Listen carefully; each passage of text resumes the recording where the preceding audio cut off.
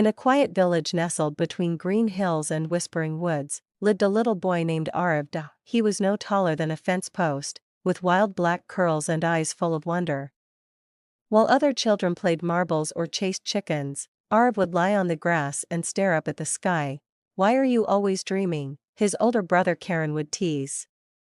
Dreaming one, fix the roof or milk the cow, but Arav wasn't lazy. He just saw the world differently. Where others saw chores, Arav saw possibility. The clouds above weren't just clouds, they were ships, dragons, or stairways to the stars. In his heart, Arav believed he was meant for something more. Even if he didn't know what that more was yet. He was quiet, thoughtful, and often misunderstood. Teachers called him distracted. Neighbors said he was strange. But inside, Arav carried a quiet fire. A belief that he could do something great, even if the world laughed at the idea. One morning, a poster fluttered into town, nailed crookedly to the village notice board. It read, "Science fair in the city. All children under 13 welcome. Show your invention. Win a scholarship." Arav's heart skipped. A science fair. A place for ideas. For inventors. For dreamers. But when he told his family, they chuckled. "You? Enter a science fair?" his uncle scoffed. "You don't even have proper shoes." Karen shook his head. "You never even left the village." Arav's mother said nothing. She looked at her son's glowing eyes and sighed. "It's far away, beta. We don't have money for train tickets or materials." But Arav just nodded. I'll find a way. And that was the moment? The small but mighty seed of self-belief took root. Arav had 3 weeks until the science fair. He had no money, no tools, and no idea what to build, but he had belief. And sometimes, that's all you need. Each day after school, while others played or rested, Arav would slip into the village junkyard. It was a forgotten place. Cluttered with rusted bicycles, broken fans, cracked mirrors, and old radios. Most saw trash. Arav saw treasure. One afternoon, he pulled apart a discarded fan and found a tiny motor still intact. Another day, he discovered a solar-powered calculator tossed into a pile. Piece by piece, he began collecting. Every bolt, wire, and gear went into a box he hid under his bed. He didn't know exactly what he was building, but his idea was forming, a small device that could create light without batteries. Something villagers could use in power outages, especially during the rainy season. When Arav wasn't scavenging, he was reading. The village library had only a few science books, but he devoured them. He asked the schoolteacher questions. Lots of them. Until the man grew tired and handed him an old physics textbook with half the pages missing. His classmates laughed. Building a machine from garbage? You'll blow yourself up. Even his teacher shook his head. Arav, stick to drawing clouds.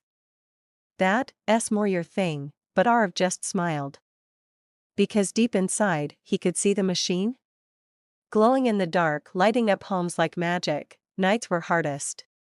He'd sit on the floor with a candle, trying to wire tiny circuits by hand. He burned his fingers more than once. When a part failed, he'd start over. And when he got discouraged, he'd close his eyes and imagine the lights turning on. One by one. Across his village.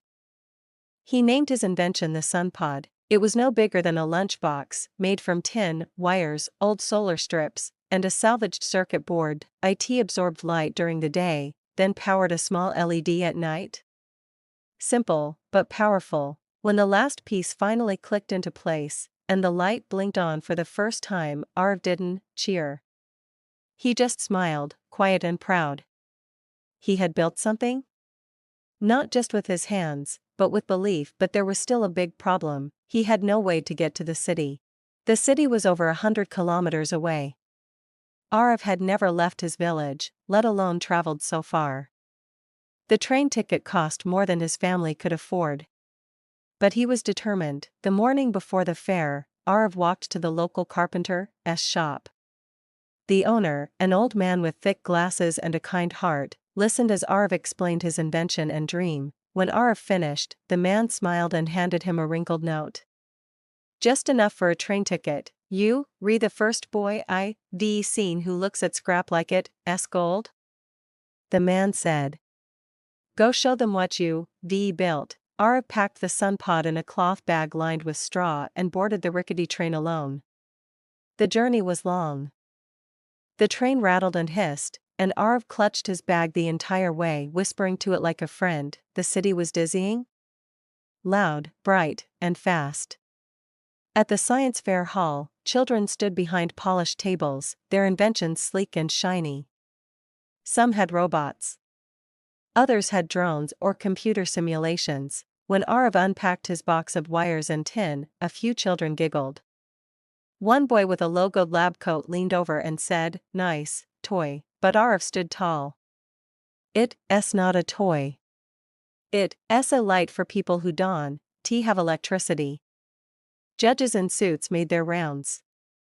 When they came to Arv's booth, he explained the sunpod, how it worked, how he built it, and why. He didn't use big words. He just told the truth. He spoke of his village, the nights in darkness, the old woman who lit candles to read holy books, and the children who studied by kerosene fumes. If every house had a sunpod, he said, no one would have to live in the dark. The judges didn't interrupt. They didn't smile or frown. They just listened. After the fair, while the crowd buzzed and kids posed for pictures, Arv stood in a quiet corner holding his bag. He didn't expect to win. He just hoped someone had listened. Then came the announcement. This year's winner is Arv Kumar, for his invention, the sunpod. Gasps echoed. Applause followed. Arv stood frozen. He thought he imagined it until someone tapped his shoulder and pushed him gently toward the stage. He walked up, blinking under the lights, as a woman handed him a certificate and said, "You've shown us that brilliance doesn't need a lab. Sometimes, it just needs belief." The prize was more than a scholarship. It was a chance to work with a team of engineers to make his invention real. Epilogue. A year later, the village that once laughed at Arv stood in the glow of dozens of tiny lights. Every home had a sunpod. Karen shook his head in disbelief as their mother whispered, "He really did it." And Arv? He still stared at the sky sometimes. But now, the clouds looked brighter, because when you believe in yourself, truly, deeply, even the smallest spark can light up the world.